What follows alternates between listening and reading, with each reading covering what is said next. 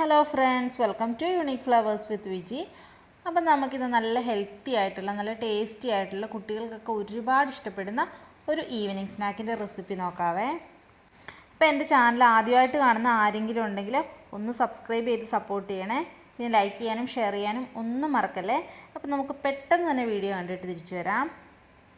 അപ്പോൾ ഇതുണ്ടാക്കാൻ വേണ്ടിയിട്ട് ഞാനൊരു 1.5 കപ്പ് പുഴുങ്ങലരി എടുക്കുന്നുണ്ട്.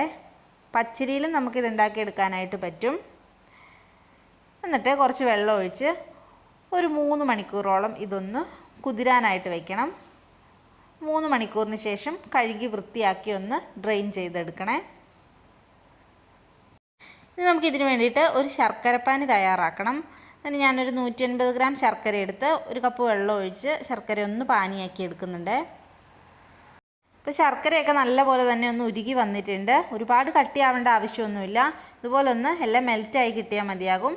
നമുക്ക് ഗ്യാസ് ഓഫ് ചെയ്യാവേ. ഇനി ഇതിലേക്ക് ഞാനൊരു നേന്ത്രപ്പഴം വളരെ ചെറിയ പീസുകളായിട്ട് കട്ട് ചെയ്തെടുത്തിട്ടുണ്ട്. ഇനി ഒരു പാൻ അടുപ്പത്ത് വെച്ച് അതൊന്ന് ചൂടാകുമ്പോഴേക്കും ഞാനതിലേക്ക് ഒരു 1.5 ടേബിൾ സ്പൂൺ നെയ്യ് ഒഴിച്ചിട്ട് കുറച്ച് തേങ്ങാക്കൊത്തൊന്ന് വറുത്ത് കോരിയെടുക്കുന്നുണ്ട്.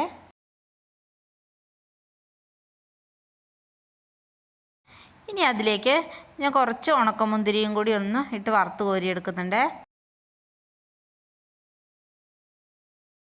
ഇനി നമ്മൾ അതേ നെയ്യിലേക്ക് തന്നെ നമ്മൾ അരിഞ്ഞു വെച്ചിരിക്കുന്ന നേന്ത്രപ്പഴവും കൂടി ഒന്നിട്ട് വാട്ടിയെടുക്കാം.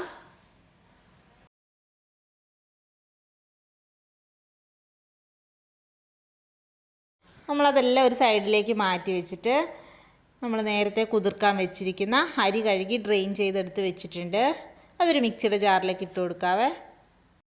ഇനി ഞാൻ അതിലേക്ക് 1 കപ്പ് തേങ്ങ ചിരകിയത് ചേർത്ത് കൊടുക്കുന്നുണ്ട്.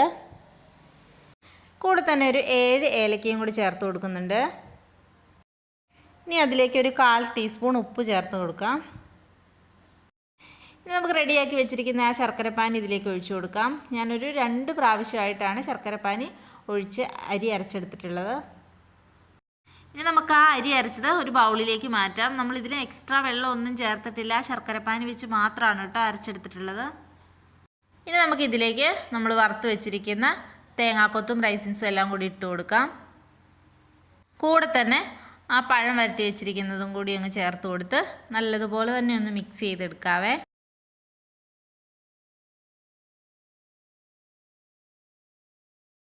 അപ്പോൾ നമ്മുടെ പലഹാരം ഉണ്ടാക്കാനുള്ള മാവ് ഇവിടെ റെഡി ആയിട്ടുണ്ട്.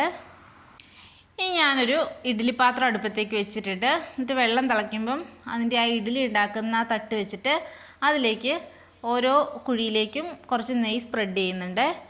എന്നിട്ട് നമ്മൾ തയ്യാറാക്കി വെച്ചിരിക്കുന്ന ആ മാവ് ഞാൻ ഓരോ കുഴിയിലേക്കും ഒഴിച്ചു കൊടുക്കുന്നുണ്ട്.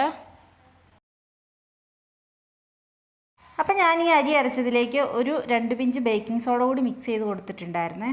അത് വീഡിയോ എടുക്കാൻ വിട്ടുപോയതാണ്. ഇനി ഞാൻ ആ മാവിൻ്റെ മുകളിലേക്ക് കുറച്ച് കറുത്ത എള്ളൊന്ന് ഒരു ഭംഗിക്ക് വേണ്ടിയിട്ട് സ്പ്രെഡ് ചെയ്ത് കൊടുക്കുന്നുണ്ട്. ഇത് ഓപ്ഷണലാണ്, ഇല്ലെങ്കിലും പ്രശ്നമൊന്നുമില്ല. അങ്ങനെ ഇഡ്ഡലി പാത്രത്തിൻ്റെ 2 തട്ടിലും കൂടിയായിട്ട് മാവ് കോരി ഒഴിച്ച് വെച്ചിട്ടുണ്ട്. ഇനി ഇതൊന്നൊരു 15 മിനിറ്റ് ഒന്ന് ആവി കയറ്റി ഒഴിച്ചെടുക്കണം. ഇപ്പോൾ ഒരു 15 മിനിറ്റൊക്കെ ആയിട്ടുണ്ട്. നമ്മുടെ പലഹാരം ഇവിടെ റെഡിയായി വന്നിട്ടുണ്ട്. നല്ല ടേസ്റ്റി ആൻഡ് ഹെൽത്തി ആയിട്ടുള്ളൊരു പലഹാരത്തിൻ്റെ റെസിപ്പിയാണിത്. അപ്പോൾ അതിൻ്റെ ആ ചൂടൊക്കെ ഒന്ന് മാറിയപ്പോഴേക്കും ഞാനതൊരു ബൗളിലേക്കൊന്ന് മാറ്റുന്നുണ്ട്. അപ്പോൾ ഇതെല്ലാവരും ഒന്ന് ട്രൈ ചെയ്ത് നോക്കിയിട്ട് നിങ്ങളുടെ അഭിപ്രായം പറയണം. വീണ്ടും നല്ലൊരു റെസിപ്പിയായിട്ട് കാണുന്നത് വരെ ബായ്.